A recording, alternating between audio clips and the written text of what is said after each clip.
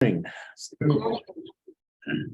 morning. Stephen Welch may be here, but for the moment, I will be chairing this meeting until he arrives, if he does arrive. Morning, Barry. So I'd like to call this meeting to order of the Capital Program Committee Thursday, November 17th at a little past 10. And I'd like to do a roll call. Okay, Christie? Aye. Here. Barry Rector? Aye. Joe V? Aye. Jason? Aye. Welcome. Nice to see you. Just want to remind everyone that we're being audio and visually recorded, so act accordingly. Good morning. We have started.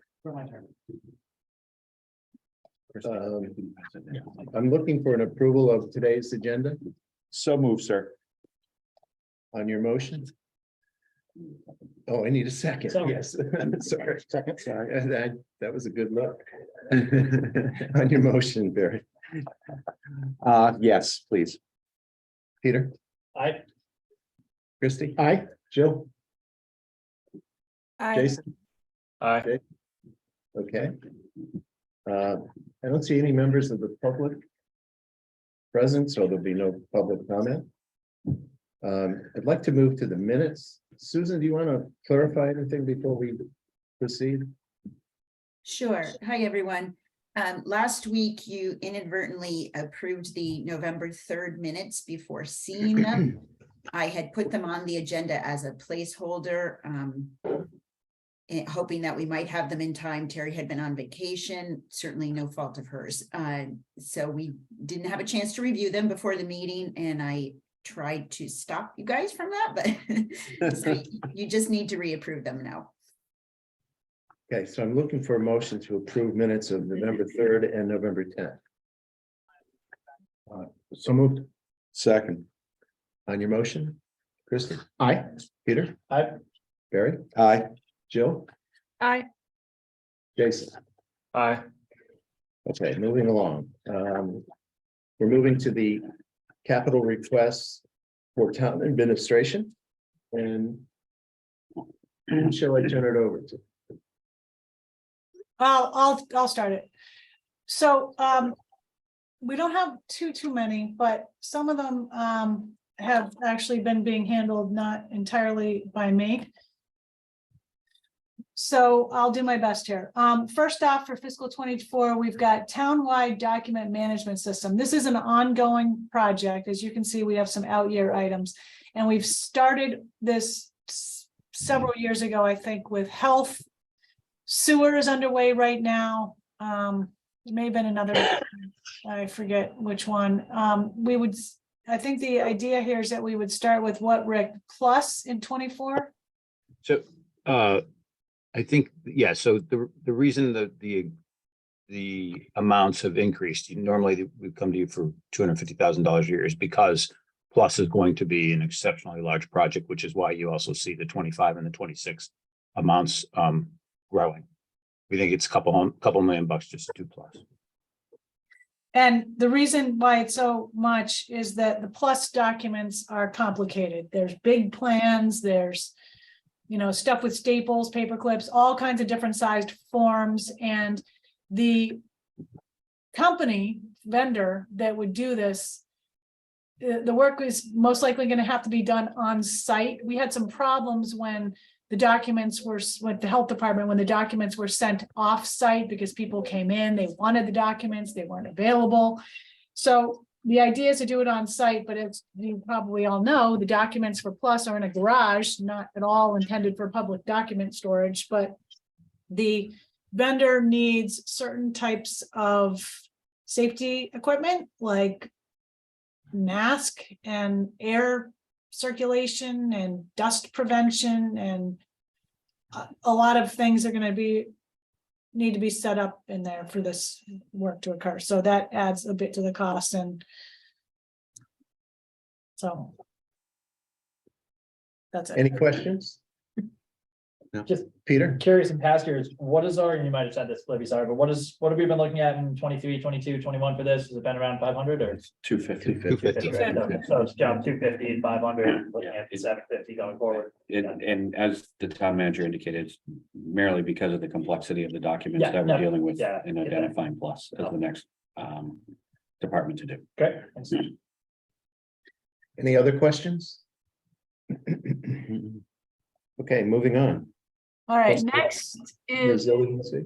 coastal resiliency. This is something the board has been asking us to include, and I think we included it starting with either 23 or 22.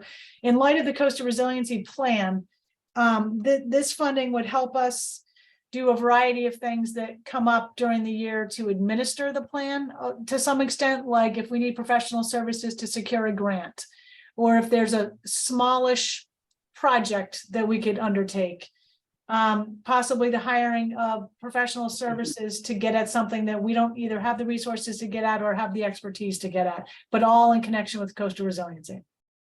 It's not entirely defined as to exactly how the $1 million should be allocated, but it's basically to be kept on hand to deal with things like grants and things that come up throughout the year.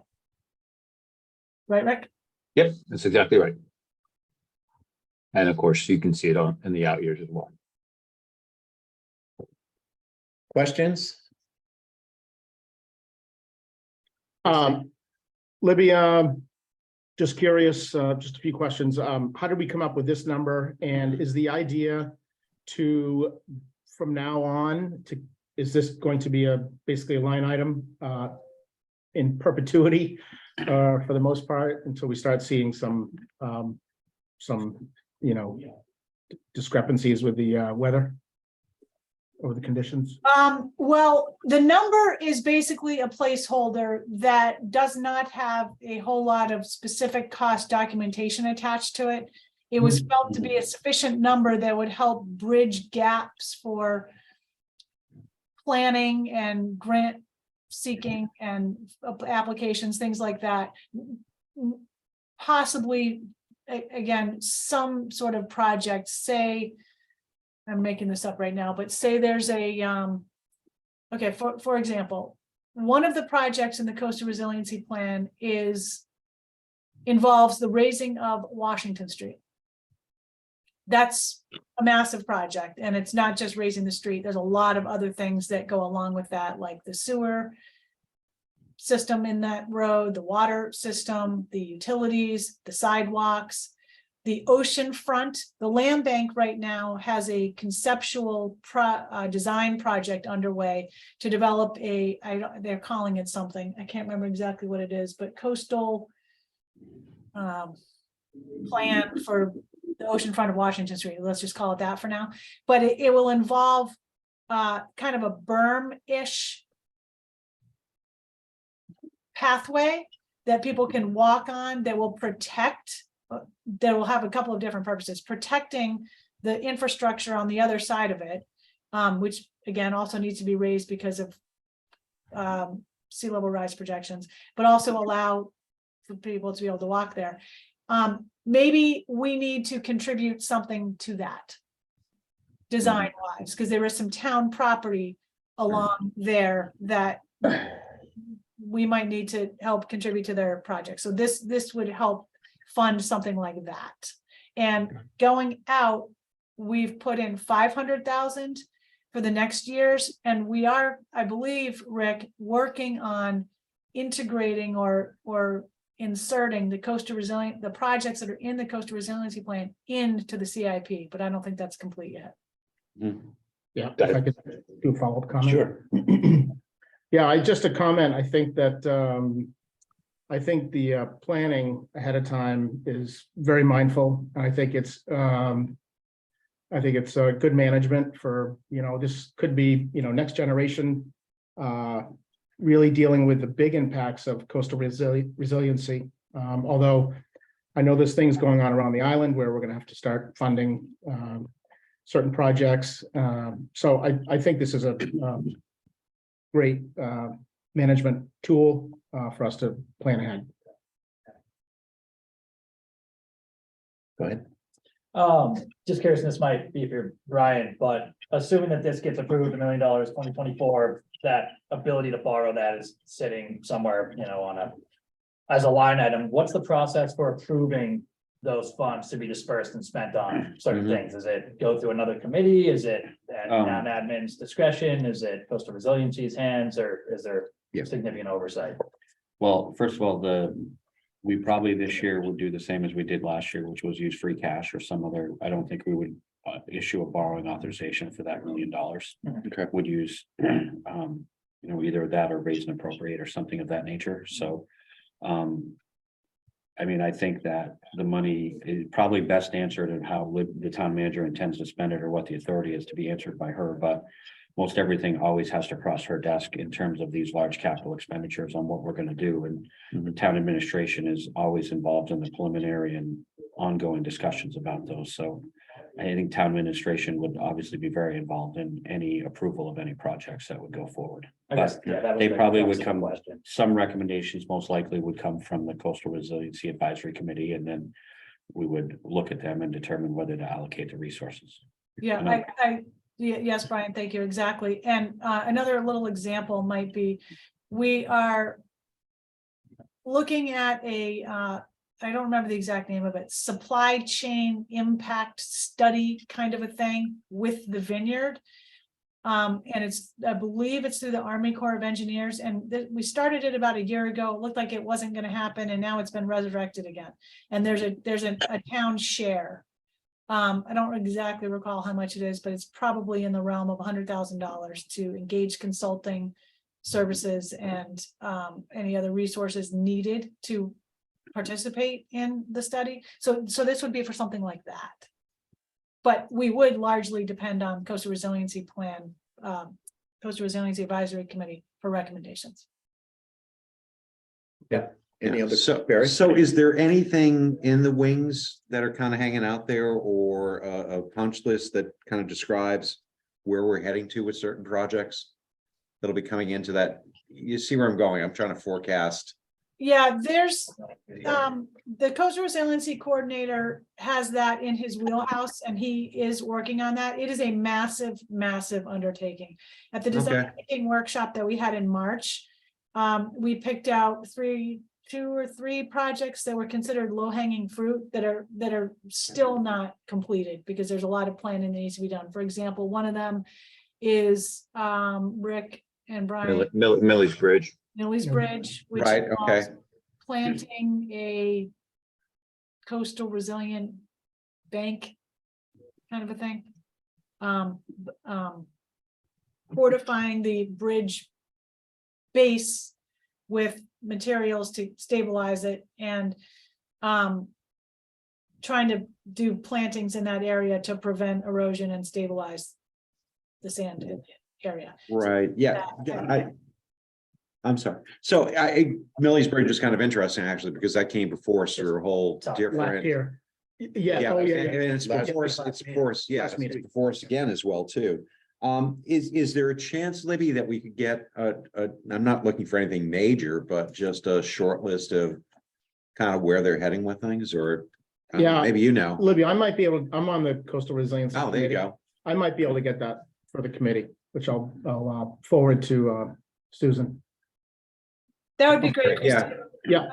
I know that Vince is working on these things, but he has been majorly sidetracked lately, obviously with the other project. I can get that. Yeah, Yeah, I'll get nothing, nothing Yeah. too, sort of, Crazy. the most upcoming. yeah, what sort are of we looking at? projects, Yeah. Yeah. Understood. Thank you. Any other questions? Seeing none, let's move on to island-wide underground wiring feasibility study. Okay, so you will probably recall that this has been on here for a couple of years now, and in prior years, we actually had a pretty solid quote from an engineer to look island-wide at, and this would be a very high-level review of what would it take to underground the island and in what phases and things of that nature. It's like 80 million. that is now sort of viewed as biting off much more than we could chew. So we are now looking at, should we try to identify an area of the island that people maybe would like to see the wires underground, like say possibly Orange Street from start to finish, or a portion thereof.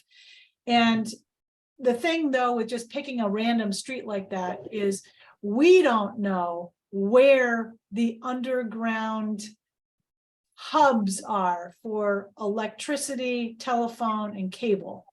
Most of the cable stuff is not underground, but some of it is. Most of the telephone stuff, the wires, of course, are mostly above ground, but there's a lot of equipment that is in conduit and other containers underground.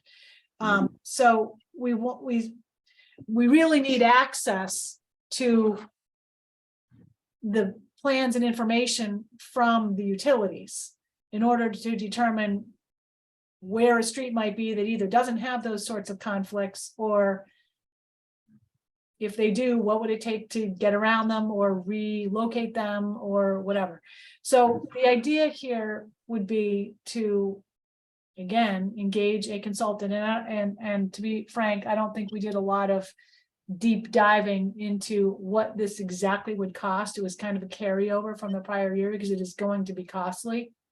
But the idea was more this time around to focus on an unnamed area. Orange Street came up at a board meeting when this item was being discussed. And again, we just don't know if that is a good, solid location to start. So we would, if this were to go forward, we would engage an engineer to probably start with the electric company and the telephone company as to where their locations are. And let me just say, they don't like to give that information up. And some of it has to do with security reasons. So it's going to take a little doing. Christie? Just a comment and a question, Libby. I think that I almost think that the approach should be let the infrastructure tell us where we should start. I think if we just pick roads, we might be sort of picking an arm that is not ideal. As you say, if there's hubs around, it might be best to start from there and work out. But obviously I'll let the engineers tell us that. My other question is there any way to assess betterments for properties? That's a good question. Since this is not town infrastructure, Yeah, that could be a bit tricky. Private homeowners can engage with the utilities to pay them to put wires underground, and that has happened in a number of instances. Can the town assess the betterments? I'd want to look into that. I don't know that there's a easy yes or no answer to that right at the moment. But I also wanted to add, and thank you for mentioning about let the infrastructure tell us where to start, because every time we have an infrastructure project like a sewer replacement or a water project, we start at the beginning of, could the wires go underground? That's part of the planning, but the problem is the lead time for the wires going underground is huge because each individual utility has their own specifications as to how their conduit needs to be placed, how high or low it is. And in a lot of areas, for example, the third sewer force main, which is currently up on Center Street. I went up there a couple of weeks ago with David and looked down into the trench, and it's a very narrow roadway and there's a lot of stuff in there. It's not just, I mean, they have to work around a lot of stuff in the road, and you can only go down so deep, especially in low-lying areas. So it gets complicated very fast, and the utilities require that someone, not them, pay for the engineering that is needed in order to place things underground. They have no reason, unless they're doing something for themselves, to voluntarily place their infrastructure underground if it isn't already underground. Mhm. So they commonly will say, our engineering charge is X. Yeah. You pay us that and we'll get you the plan, but it isn't gonna be quick. Hmm. So I mean, if we were gonna get really serious about putting wires underground throughout the island or in certain locations, we need an underground wiring engineering director. I do a follow-up. Follow up. Yeah, just Libby, I'm just curious if this has ever been or could have been put to a ballot just to sort of gauge the community. I know it's probably town planning to do this for, you know, future repairs and stability. But it was just a thought to see what to gauge the community on this, if we're gonna be assessed some significant charges, however that is billed out. I don't know, we have not done that. Yeah. And we need a lot more information for people to be able to fully understand what we're talking about. Yeah, understood. Okay. Jill? Hi. I originally thought this was like a good idea last year, but I'm hearing you, Libby, that it is complicated. And I think my big question is, and I don't know if a feasibility study would actually address this, is for repairs, of which we have a lot, living in a very windy place. Isn't it quicker to repair these things if it's above ground? Yes, I'm sure I'm just being. no, But the simple answer to that is yes. okay, thank you. Because I thought that sounded great. My mom has a house on Orange Street and she's got a pole right outside her house and looks terrible, I know, but you know, it gets fixed in hours and there's some advantages to that. Yeah, I definitely hear what you're saying there. And, you know, arguably in a wind weather event, which we have many of, wires go down. Right. Well, especially And for people who are on town water and sewer. I mean, it's especially important to get that going. Yeah, I mean, the wires theoretically wouldn't go down if they were underground already, but when there is a problem underground, the diagnosis of it and the digging up of stuff to get at it is perhaps More intrusive. time-consuming. Much more expensive. Thank you. Jason? Thank you. Jill, I was the same, probably, 3 or 4 years ago when this came up. And Libby, I remember Ziad coming to a select board meeting and walking us through what it would look like on Orange Street. And it was so complicated. We all saw hundreds of millions of dollars of that this would cost to actually make a difference. And then the disruption would be unbelievable, right? You wouldn't be able to drive down Orange Street for months, 6 months, who knows how long. So the cost the juice wasn't worth the squeeze unless we take out our housing problems and our coastal resiliency problems, then I could see spending $50 to $100 million on something like this.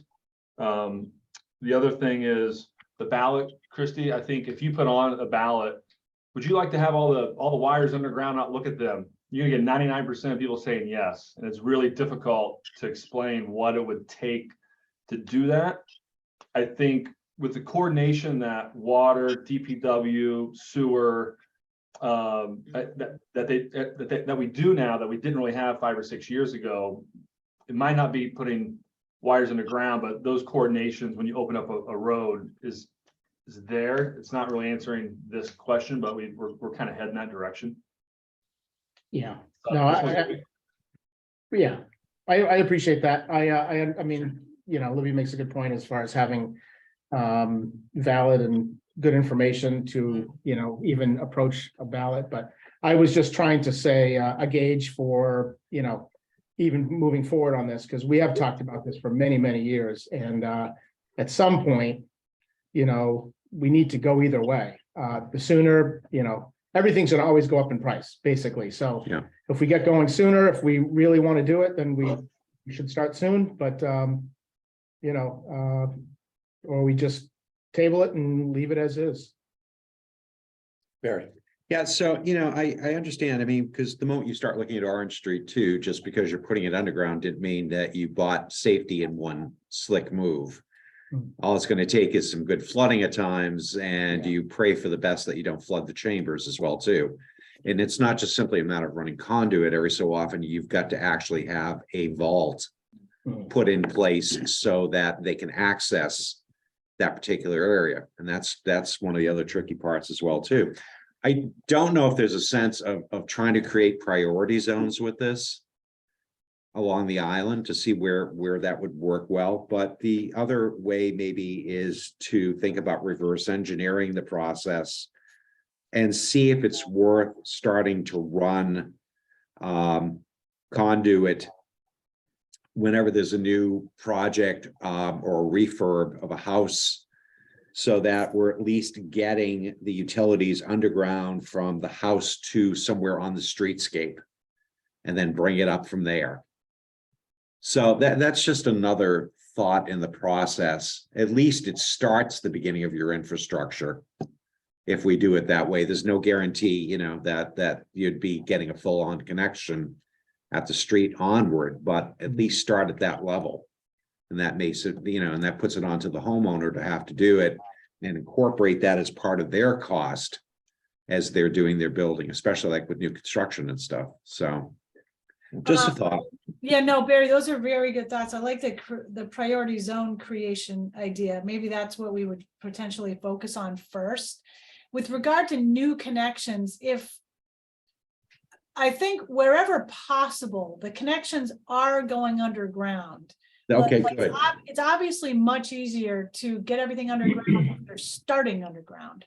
If it's already above ground and you're putting it underground, it's just immediately much more complicated. But there are a lot of subdivisions that have happened now, as we know, with the wires are already underground.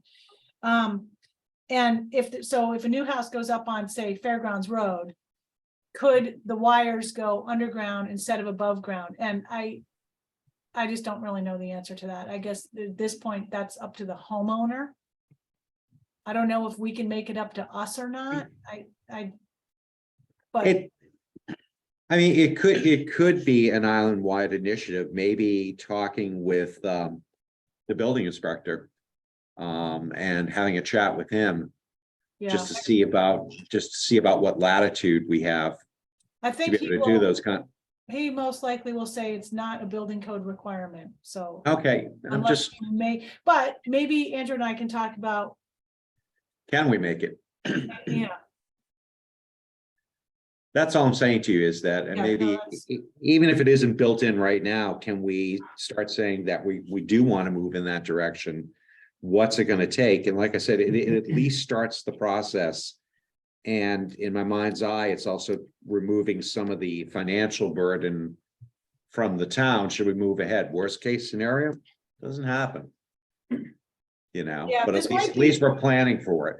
there, a couple of things jump into my mind as a result of this discussion, which is maybe we hire someone to look at all of these potential ways Yeah. of getting at it and establishing the priority zones and Yeah. looking at some of the stuff that we had previously that were kind of obstacles. How are coastal communities handling Mhm.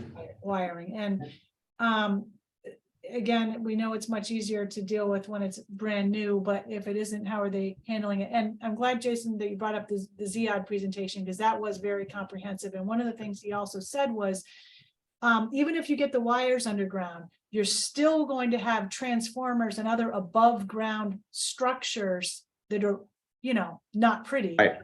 there, and you probably will have more of them. Yeah. Yeah, I've seen certain projects like that before done on a big scale, and that's what I'm saying to you. It's not really just running conduit to do it. You have to put vaults in every so often to make that happen. And there's a significant cost right there. But let me just go back real quickly. I think that if we start somewhere with it, I'll use a term Andrew's very fond of using, which is logical incrementalism, which just basically means that you wherever you have the opportunity, you do it. Just like getting easements for a bike path. When the opportunity arises, you grab that opportunity and eventually things get down to where you can begin to connect all those smaller pieces together. Yeah. So that to me is always a great way to deal with it. At least you won't be doing the whole thing. You may have pieces already done for you and then it's just stringing the rest together. Christie? Libby, quick question. There was wires put underground out on Eel Point past Warren's Landing this summer. Was that a town effort, National Grid effort, or private homeowner effort? It was probably a National Grid effort, maybe with some private home contribution, but it was not a town effort. Libby, I believe it was mostly private. Yeah, interesting. And those poles will be there for years before they get taken down. I know. But they're empty? Well, they're not, the underground isn't connected yet, Ah. but everything's in. I don't know what the whole Huh. is. Yeah. BJ, Just curious with regards to this request and looking everything, it seems like these days through a coastal resiliency lens. I mean, what the Coastal Resiliency Advisory Board's take on whether or not to be putting utilities underground and what are eventually going to be, flood zones and constantly flooding areas? Does it seem counterproductive, or is it, put them down there, hope for the best, or are these methods foolproof with no chance or possibility for them to be inundated, during constant flooding? Yeah, good question. Oh, Christie? I was just gonna say, we did discuss it, and as an advisory board. Yeah. Obviously for coastal resiliency and stability. There was an eagerness to keep that in mind and possibly have it be a recommendation. To put them underground or not? Yeah, To do. yeah, well, there's a lot, as we said, there's still a lot to know. Right. The idea to put them underground is desirable, but there's a lot of components attached to that. Even in what'll be constantly flooded areas. While being mindful, I guess the general idea based on, this request is that they'd probably be in favor of it, but we also were going on, our discussion was based without financial data, Yeah. without, an actual plan of attack. Yeah. So it was very preliminary. Yeah. There's still a lot that the committee needs to know for them to properly make a good recommendation.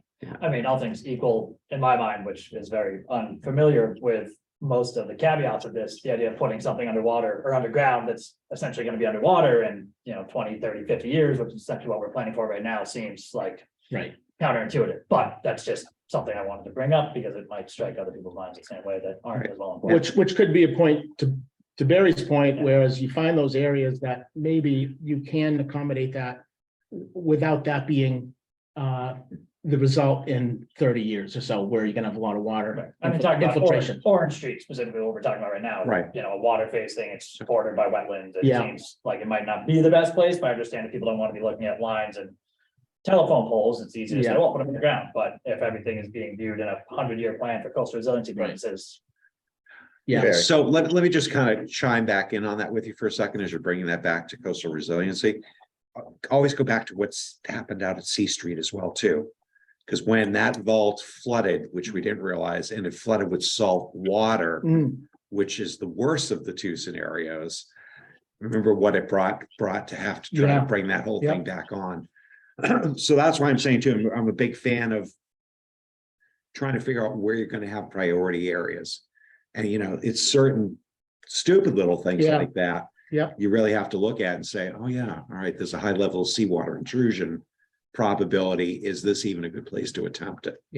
but there might also be above ground technology that's going to be coming up online that we don't know about, And- more durable, wires or connections or boxes. Well, and if you don't believe that right now, I mean, look at what Verizon is starting to do with their 5G network. In terms of being able to run it into home systems, you've just eliminated wiring in between where the broadcast tower is and the receiver on the other end. Yeah. So you're right, technology is starting to supplant certain things. Yeah. Go back to the days of Tesla when he was doing some of that high energy, with light bulbs and stuff. I just have one question, Lou. We've spent quite a bit of time Sorry. discussing this. And I see it's listed as a low priority. Do you want to change that? I personally think it's kind of a low priority based on everything that we're doing, and I'm not, Jason could probably speak to this too. I'm not sure the board felt it was a high priority. Mhm. I would leave it, but Mm. that's just me. I don't know, Jason, if you think the board would want to make it more of a medium. It's one of those things where two things can be true. It's really important. It'd be great if we could do it, and it's really low priority with everything else that's on our plate.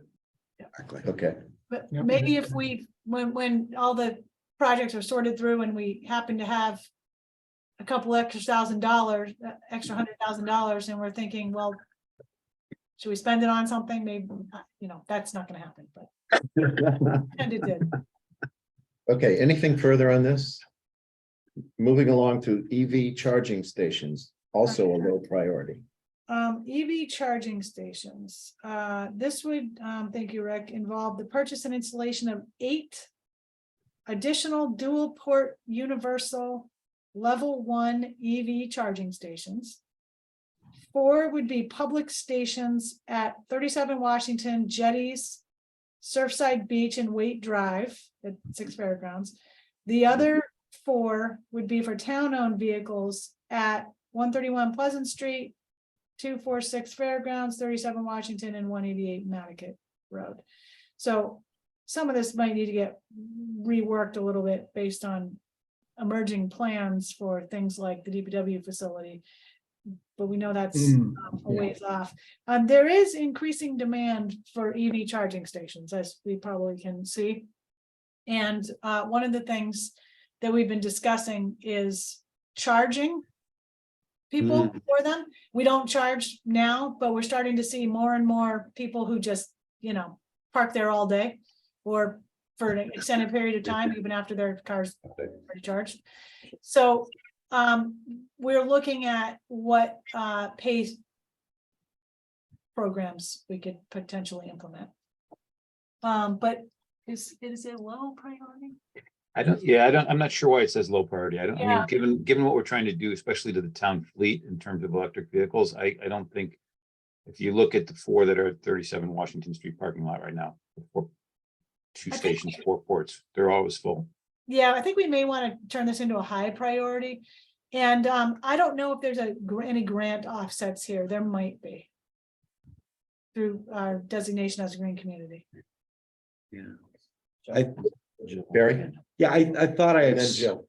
I'm sorry, I thought I had saw something that came out of Lauren's office about if we do this, to have it run concurrent with the grant, to be able to make it happen as well too. For the installation. So, yeah, I could have sworn I saw something That could in our be. pack. We can double check with her. We Yeah. still have to request the full amount, Yeah, right? So. yeah. But We I- still need the full amount in case something fell through, but But I'm just gonna say, I am a big fan of, I think there's a point now where we really do need to start charging for that service. Absolutely. Yeah. Jill? I think, I heard you say it was a level 1 charging station, but I think those are really slow. And I was wondering if you shouldn't upgrade that to a level 2, which I think is a little bit quicker. I think there's a big difference between level 1 and level 2 from what is my rudimentary understanding. it might, thank you for bringing that up, Jill. We can certainly ask Lauren about that. I don't know if the levels relate to the electric infrastructure nearby or not. Mhm. I don't know. I just read a paper on it and I think it's Okay. something that Laura had and Okay, there's a big jump in price for sure to go from 1 to 2, but I looked into it because we were talking about the airport and rental cars and wondering how all these things are going to charge and all that. And so it's just something to look into. I'm no expert by any means, but okay, I think it goes like lightning faster. And there's a level above that for commercial grade and it's even more expensive and goes even faster, level 3. But I think level 2 probably sufficient for the average car. Okay, we can see what the cost difference is. Christie. Libby, just something to think about, you know, as I'm looking at these locations where you have them. Obviously, you want them in locations where there's people that are going to just leave their car and have a place to walk around, whether it's downtown or Surfside Beach. But I also wanted to just make the comment that, you know, what kind of planning are we doing for downtown? Because as things move in this direction, you know, there should be some consideration for downtown, whether it's a certain block, you know, row, maybe 3 or 4 cars where we should kind of consider these in place. I think town would be a good spot. You know, to Jill's point, if you have a charger that is quicker, and if you are charging, you are making that revenue back. You know, maybe there's a time limit for these spots. It's, you know, obviously enforced so that there's turnover. But I just wanted to kind of make the comment that at some point, we should try to make a plan for the downtown district on maybe where we can add some chargers. I'd be in favor of even adding a few on this year's, if you thought there was a place downtown, maybe in the, well, I don't know where, but. Yeah, Just- that's the just some- problem. No, Yeah. where? But that sounds like an excellent task for the soon to be formed Transportation and Parking Advisory Committee. Right, Oh, yeah, okay. yeah. We should consider Silver Street, Libby, when we redo that. Silver Yeah, Street parking Silver lot, Street would yeah. be a good place, actually. Christie just volunteered for that committee too. Okay. Anything else on this? I just have a quick clarification or question. PJ?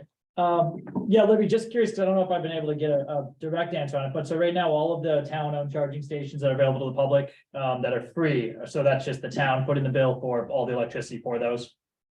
Yes, Okay, got it. And idea would be over time to convert those to kind of, end user charge paid for, so it's not just racking up on the town's electric yeah, expense. we need to, I think we've asked Lauren sort of recently to start looking at what other towns do. It's all over the board. But we definitely need to start figuring it out. I mean, yeah, it seems unsustainable if that's the direction that we're going in, so just. Yeah. I Yeah. know the airport, we asked them and they kind of, there were a couple different revenue sources, but other ones that I believe the airport probably puts the bill for, and it, you know, if everything's going electric eventually. There's a conversation solution. that we Yeah, need to figure get out. started early. Yeah. Yeah. get people- Barry? Yeah, just to follow up on what Jill was saying, there's a nice little website here marked Green Cars, just the way it sounds, all one word. .com that talks about different levels of charging stations. They all go all the way up to 3, but what I thought is fascinating here is that certain manufacturers like Volkswagen, Audi actually have an assistance program to pay for that as well. So if you hook up to a charging station, somehow they give you a card that it goes against. So again, here we are back at the revenue generating phase where you've got someone willing to pay for it now. And I think it's really time that we look at that. That could be an early incentive. It could be a very early incentive, but I thought that's very interesting that they're offering Yeah. charging credits for up to 3 years for it. Maybe we put in a 0.5 where it's a bicycle, a generator, and you get to do your own. Got you laughing, good. Anything else? All right, moving on to the purchase of a replacement staff vehicle. All right, so the town admin currently has a 2012 Escape Hybrid. Yep. It's been used for a variety of things like transporting contractors and equipment to site locations, and we use it to, you know, if staff needs to get from here to out of town or go look at a project, something like that. We're hoping to purchase an SUV. And Electric? an electric, yeah. Thank you, Rick, for sending me the info. Most recently, we used a vehicle for 2 days to transport, as an example of how we use it, 2 contractors with hole boring and test pit equipment for the water main expansion project. So we definitely use it quite a bit, and it's old. And it's a hand-me-down from the police. It's hand me down from somebody else, yeah. Is that gonna be enough money? Looks like the price range of an electric SUV, about the same size, is $30,000 to $47,000. So yes, we think this will be enough money. Before the dealer markup? Yeah. And if we can, get it. Okay. Is, yeah, Libby, is this more of a mandate that we're following to make that conversion to electric, or is it a function?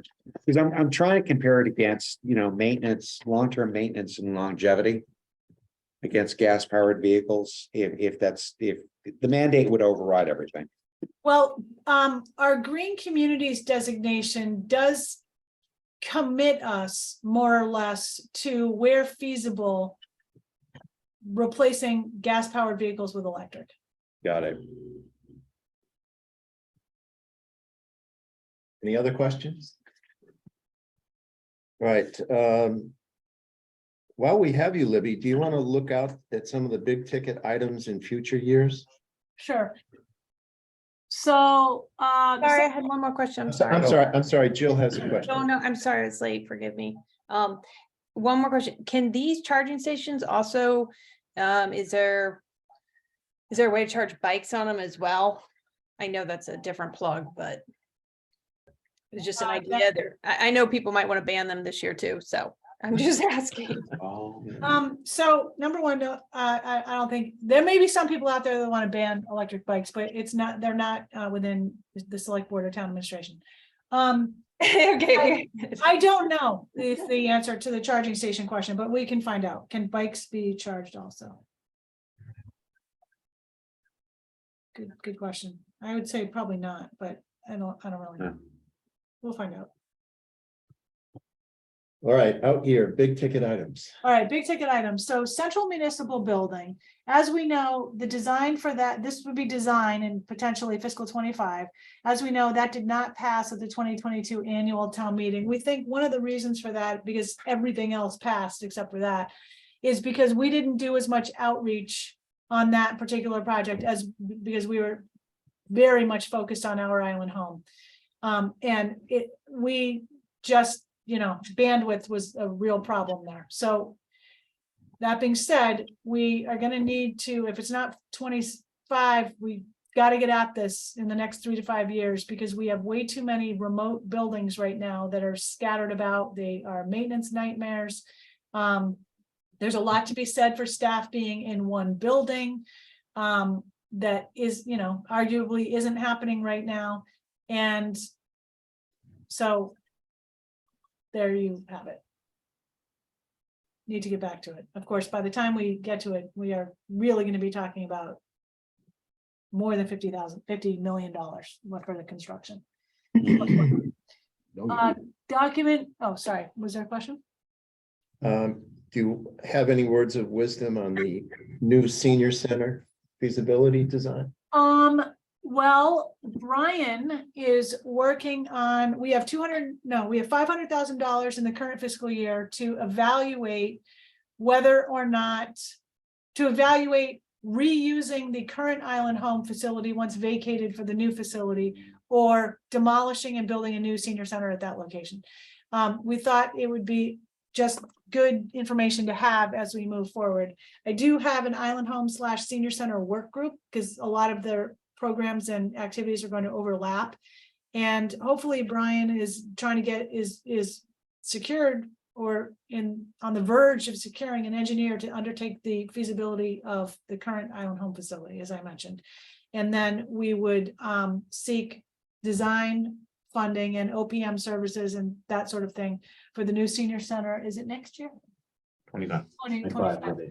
Yeah. And the group that I mentioned that I have put together has met. I mean, we already had a senior center work group, so there's people on my work group that were on that work group, so they're very knowledgeable. Peter Schaefer, for example, is on it. They're very knowledgeable about what senior centers look like nowadays. We had a meeting the other day with the director of the Plymouth Senior Center, which, by the way, apparently they're not really being called senior centers anymore. They're being called things like centers for active living, or a lot of times they are community centers, but the senior. It's- Why not? It's politically correct now. Yes, the seniors. There are mixed feelings about. Yeah. Having a community center that has a senior center component to it. Right. And I think what we are probably talking about here is, given the space that we are talking about, there should be plenty of room for a variety of community and senior functions. So anyway, that's where that stands. Okay, any questions on any of this? Barry? Yeah, Libby, I just want to go back for a minute. I mean, was there any thought about selling off that piece of property ultimately, where the Island Home is currently sitting, and using the funding for that to actually fund the new senior center itself, or I'm sorry, whatever we want to call it at this point, to make that happen? I'm gonna say there has been, in prior years, that idea has surfaced. However, it has been, I'm gonna say, Jason, wholly rejected by the board.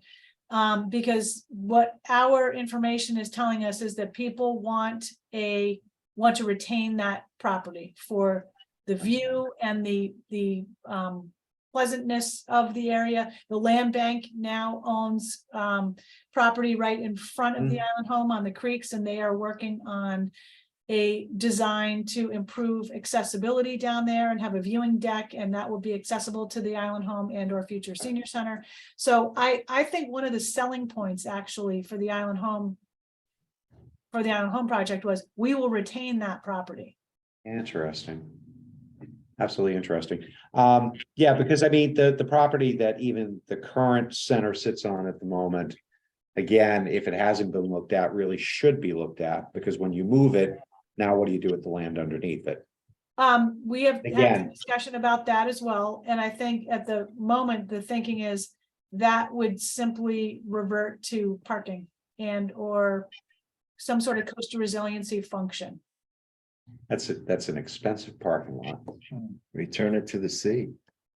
Well, or otherwise sell it to someone else for, I mean, that land value down there is, that's not cheap. I Put think, something other, you know what I'm saying? We're tying yeah, into- the idea of selling has certainly come up for Yeah. the current senior center property, but I think that for coastal resiliency planning purposes, the idea would be not to encourage any building there. Because, Wow, well, because of sea level wow, rise. because climate change. if you sold the property though, that becomes someone else's, that just became someone else's bailiwick to deal with. You know, I know, but I'm just not sure the town in that process. I'm sorry, I know I'm digressing. no, it's okay. I mean, there's been lots of discuss about retreat. That's one of the solutions to coastal resiliency, and Yeah. don't build in places where you are vulnerable. Yeah, it's just such a high price tag to use as a buffer zone. That's my only thing. Yeah, but anyways, thank you. Jason, you had your hand up. Libby kind of answered some of it, but you know, back to I was gonna say the municipal building. You know, we could sell 20 South Water and then build something at 2FG, but in our strategic plan, we have, you know, town, town operations, efficiencies, looking at through the customer service lens. And we know that bringing them all together will be better for town efficiencies for the customers, and people can go to one place. But we're just trying to figure out, where do we put it with other $50 million projects coming, right? And this one isn't sexy. Nobody wants to give the tools that the town Right. staff need to do the job. but they want them to do the job. And so it's a hard sell. And I agree, Libby, we didn't do very well last year with everything else, you know, on our plates. Oh, and yes, and the other thing is I don't want to say we promised, Barry, but I think the select board said, look, we're not going to sell this land, our island home, and that's what got it through at least a couple of years ago. Kristen, I mean, could things have changed with the development of the new park that's there on by the Rotary? maybe? And always ask and try, but I would rather sell 20 South Water first and fund that to do other things than that property. Yeah. Got it. I don't know how the community. Jill, Is it, Libby, do you do any sort of kind of polling of the island about those things, or survey through email, or survey even at town meeting about a couple of these things? We haven't really done that because we haven't had very good tools to do it. However, stay tuned, because November 30th, we're going to be hearing from our public outreach manager about a communications plan, and we've already started implementing some of it. It will involve contracting with different communications related vendors to help with things like community engagement, for example. That's one of the contracts, and they will help do sort of quick surveys about stuff like that we can actually analyze data from, because people need to, I don't think we think it's a great idea to just say, hey, do you think there should be a new municipal facility? Because most people are going to say, sure, but they don't know how much it costs. They don't know the detail, you got to give them a little context to be able to actually answer the question. But yes, we are looking ahead to being able to do more of finding out what the public and the community think about certain projects. I was just thinking it'd be nice to have some data like that, so that you don't get too far down the road with something else. It seems like a lot of these issues, and I'm going to be frank about our island home. I mean, I don't know that the group that's pushing to keep it there is representative of the whole island. So I'm just curious if we can get a little bit more data to get a broader perspective on it. And maybe they do, but we don't know. Yeah, agree. Although the ship, I think, has sailed on the island home, because the warrant article was specific about moving it to the Sherburne Commons site. Yeah, but was it right? Okay. Makes sense. Jill, I want to concur with you at this point, and I know, yes, sure, it went to town meeting, but the last time I checked, warrant articles can be undone as much as they can be done as well, too. It's just a question of when and where. So I agree with you, Jill. It just seems like some sort of survey could capture, a lot more people, but also, I don't want to make the question too broad, but at the same time, moving our island home specifically to Sherburne Commons is maybe too specific. It is. It's too binary of a choice. Anyways. all right, anything else? Libby, I think this concludes your part of the meeting. Thank you very much. Thank you. Did we talk about the intermodal? Oh, no, we didn't. Oh, I'm sorry. Intermodal Transportation Center. Not much progress has been made on that. This involves the so-called Harbor Place property, which is largely not owned by the town. It's owned by other owners, including National Grid and Nantucket Island Resorts. The fuel tank farm has pretty much been dismantled and is now operational out of town, as you can see, and that was one of the biggest hurdles to get at it. It took 30 years to get there. So the town has engaged on and off with the owners of the property, and we had been under the impression for a few years that National Grid would be conveying the property where the transportation center, that brick building, that's where the transportation center would be. The brick building that's right on Candle Street, it fronts on Candle Street where the valet parking is. The understanding had been that they were going to convey that land to the town for the town to use specifically as some sort of intermodal transportation facility. Wow. However, in most recent discussions, there was a new real estate person from National Grid that came to the meeting who said, no, we've never agreed to that. So that kind of threw everything off. And in the meantime, there were some property ownership issues between Nantucket Island Resorts or New England Development and First Winthrop, which is a different owner that owned sort of some of the middle piece of property there. And I don't know if that has been resolved. I think there was some effort to try to get ownership into the hands of New England Development possibly, or less owners to have to negotiate with. There was some talk about a zoning change there for, it will be developed eventually, that property, but there have been some things that have come up in the interim, like the coastal resiliency plan and more information about sea level rise and climate change projections that will impact the waterfront. So some of that has impacted the progress of this. We did have a study done for a parking garage, and that's where this number came from. And it involved a revenue analysis and a use analysis of the building, but it really hasn't progressed to the point where there's a development agreement ready. So probably when we have this discussion next year, it's possible that that project would be moved to fiscal 26. However, in anticipation of something happening there, as you know, the town meeting and ballot authorized the acquisition of the Greenhound property from Remain. So the town now owns that property. And one of our next steps there is to work on reconfiguring the space within that building to move the NRTA office there. And then we'll have people ready to move into where the NRTA is now, which is at the 20 South Water Street building. Excellent. Okay, anything else?